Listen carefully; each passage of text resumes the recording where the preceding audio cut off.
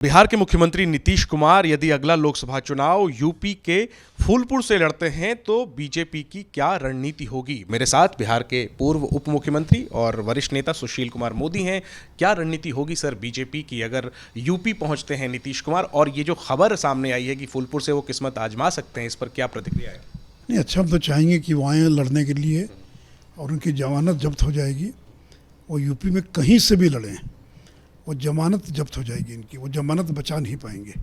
देखिए, बीजेपी का strong hold है और अखिलेश यादव मायावती के साथ मिलकर 2019 का चुनाव लड़े। बबुआ बुआ की जोड़ी का बड़ा नारा लगा, क्या हुआ? बुरी तरह से पराजित हो गए और बीजेपी 64 सीटें वहाँ पर जीतने में सफल रही। उसके पहले अखिलेश यादव ने राहुल गांधी के साथ समझौता किया था एक चुनाव में और नारा लगा यूपी को ये जोड़ी पसंद है। क्या हुआ उस चुनाव में? क्या हश्र हुआ? तो देखिए, यूपी में अखिलेश यादव किसी को ले आए और नीतीश कुमार का यूपी में है क्या? उनकी पार्टी के 4 लोग तो वहाँ पर हैं नहीं। तो इसलिए अगर वो ये गलती करते हैं तो हम तो स्वागत करेंगे, वो गलती करें और अपनी जमानत जब्त करवा लें। तो इसलिए मैंने कहा कि देखिए, प्रधानमंत्री बनना तो दूर की बात, उनकी जो मुख्यमंत्री की गद्दी है वो भी खतरे में है। लेकिन मैं चाहूँगा सर, आपकी बातों से लग रहा है कि बीजेपी को कोई चुनौती नहीं होगी, आप ये समझते हैं। लेकिन एक नया नारा चल पड़ा है कि यूपी प्लस बिहार बीजेपी की हार, और उसी के तहत अब ये कहा जा रहा है कि नीतीश यूपी से उतर सकते हैं। तो इस नारे पर आपको क्या कहना है? और ये भी कहा जा रहा है सर कि फूलपुर में जो जिस जाति से नीतीश जी हैं उस जाति के मतदाता बड़ी संख्या में हैं। आप कह रहे हैं कि जमानत जब्त हो जाएगी। क्या ये दोनों बातें विरोधाभासी नहीं है? नहीं, देखिए, केवल नारा लगाने से तो चुनाव जीता नहीं जाता है ना। बुआ बबुआ का नारा तो लगा था 2019 के अंदर, क्या हुआ?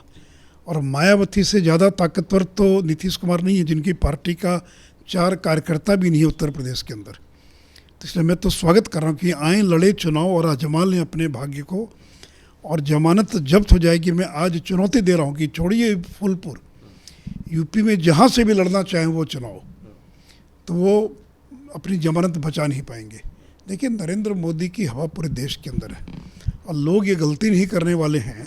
और नीतीश जी भी मुझे नहीं लगता ये गलती करेंगे कि वो फूलपुर चले जाएं चुनाव लड़ने के लिए। चले जाएं तो हमारे लिए और अच्छा हो जाएगा। बिहार को भी हम साफ़ कर देंगे, मुक्त कर देंगे जनता दल यू से, और यूपी में तो वो साफ़ है ही जो है। एक आखिरी में इस मसले पर कि आपको वैसे क्या लगता है, आप खुद अनुभवी राजनेता हैं, ये जो नई बात सामने आई है फूलपुर से नीतीश जी के लड़ने की, इसके पीछे आपको जेडीयू की क्या रणनीति नज़र आती है? नहीं, देखिए, मुझे नहीं लगता है कि नीतीश जी गलती करेंगे। उनको लड़ना होगा तो यूपी में कहीं से लड़ेंगे, लेकिन क्षमा करेंगे, बिहार में कहीं से लड़ेंगे, लेकिन केवल मीडिया में बने रहने के लिए। अगर ये घोषणा नहीं करते तो ये चर्चा नहीं होती। तो अगले साल भर तरह तरह की घोषणाएं होती रहेंगी, तरह तरह के नारे लगेंगे। केवल नारा लगाने से कोई अगर चुनाव जीत गया होता तो ये जोड़ी यूपी को पसंद है। नारा लगा था कि नहीं लगा था? बुआ बबुआ की जोड़ी, ये नारा लगा था कि नहीं लगा था? क्या हुआ? तो केवल नारा लगाने से, बैनर लिख देने से ही अगर कोई प्रधानमंत्री बन जाता या चुनाव जीत जाता, तब तो इस देश में जितने पेंटर हैं, जो बैनर लिखने वाले लोग हैं और तुकबंदी करने वाले जो कवि हैं, वही लोग कुछ मुझे MP MLA बन जाया करते। तो इसलिए देखिए, ताकत पर निर्भर करता है कि ताकत क्या है। तो यूपी में तो उनका नाम लेवा भी कोई नहीं है जनता दल यू का।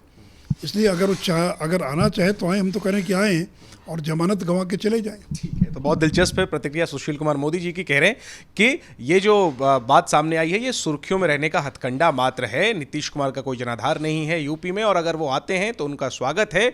वो जमानत उनकी जब्त बीजेपी करवाएगी यूपी से किसी भी सीट पर अगर नीतीश कुमार उतरते हैं। देखना दिलचस्प होगा कि क्या वाकई नीतीश कुमार यूपी पहुंचते हैं, और अगर हाँ तो बीजेपी जो दावे कर रही है, क्या वाकई में बीजेपी उस तरीके से नीतीश को घेर पाएगी? कैमरा पर्सन दीपक चौधरी के साथ जैनेंद्र, ABP न्यूज़, दिल्ली।